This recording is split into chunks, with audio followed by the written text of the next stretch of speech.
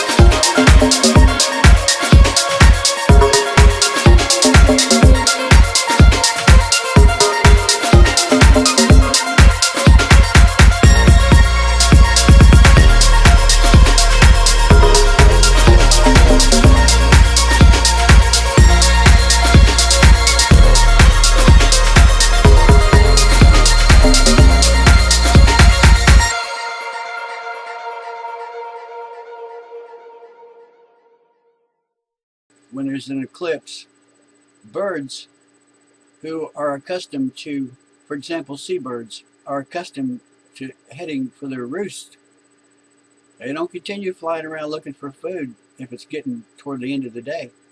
Toward the end of the day, they go to wherever they're going to sit and spend the night. So during an eclipse, birds automatically, without question, they start heading for their roost as though they're cued by the sunlight. They don't wear wristwatches. If it looks like it's dusk, they need to be home. Human beings are affected in a similar way by climate. And I believe that when the climate warmed about 1,000 years ago, the Scandinavians of Norway and Sweden and Denmark began to prosper a little bit. Their crops were growing better. Their cows were getting fat. And they found themselves in high cotton, so to speak, or relatively speaking. Times had improved. Living was easier. And at this point, they began to explore in their boats, their Viking ships. And I suspect that only a few of them became marauders and pillagers and looters, and that gave a bad name to the whole bunch. But for the most part, some of these people went out exploring, even made it to the Mediterranean, went up and down rivers in Europe, and sailed around the North Atlantic, around Iceland and Greenland, and they named it Greenland, and tried to put a settlement there, and perhaps as far over as North America, the coast of Canada, Labrador. Then the climate cooled again after a couple of centuries, and these people that had settled in northern parts that were habitable and suitable for farming had to abandon their settlements, and well, they may have died, they may have gone back home, but the rock houses, the walls of these rock houses are there today, showing a failed settlement, an abandoned settlement. At the beginning of the video, you saw an animation that was done by a branch of the government, or possibly a branch of the military, or possibly like the Naval Observatory or something along those lines. I don't remember where I got that. But it was from the government, and it was influenced by the scientists at NASA. And they produced this animation that they represented as being very accurate. The positions of the planets as the comet Ison approached the Earth. Well, Ison fizzled out when it got close to the sun. It burned up, melted, disintegrated, fell apart, and it didn't make a light show like they thought it might. They thought it was going to come in pretty close to the sun, and it did, and it disappeared. Ison is inside the sun right now, probably powering our daylight. The sun, what little bit of matter that was compared to the huge mass of the sun, that fell into the sun. The sun is consuming it and burping out photons for us to enjoy here on the Earth. But in that animated illustration of the position of the planets, whoever made that animation, under the direction and advice of scientists who probably worked for NASA, showed the stars passing as though our solar system was moving toward the. If the stars were going this way, then they must have wanted to imply that our solar system was moving toward the top of your screen. The stars were passing just the same as if you're looking out the window of your car and you see the trees go by. There goes one. There goes another one. There's a filling station up there. Now let's don't stop there. And it goes on by. Well, the animators depicted the stars moving the same way. And if that was a phony depiction, a bogus, misleading depiction, probably one of their advisors would have said, no, make the stars stationary, or don't make them move so fast. NASA believes that we are in motion, that our solar system is hauling ass across the galaxy.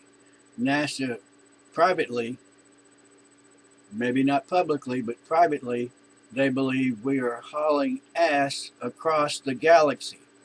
If we were, what might we encounter? What might we encounter as we move through space? Various densities of interstellar material, or they call it interstellar medium, ISM. It's well known, ISM, and it's well known by NASA scientists that we are inside the, quote, local cloud, unquote. And my theory is that this local cloud of hydrogen and dust and various other elements, very, very dispersed, contains within it differing densities of this material, because my theory is that it would tend to clump together. It would not tend to disperse over a long period of time. This material would clump together and make clumps, and so the Earth is passing through these clumps, and somehow this may be affecting the sun and thus its output and thus the Earth's climate. It's the sun, it's space, it's a big picture. I call this twins because somebody had commented on the Peanuts cartoon of the little children dancing, that they had seen this several times, and it was the first time they noticed that there were twins in the picture. And that's the way it is. Sometimes things escape your notice, and sometimes you see it for the first time.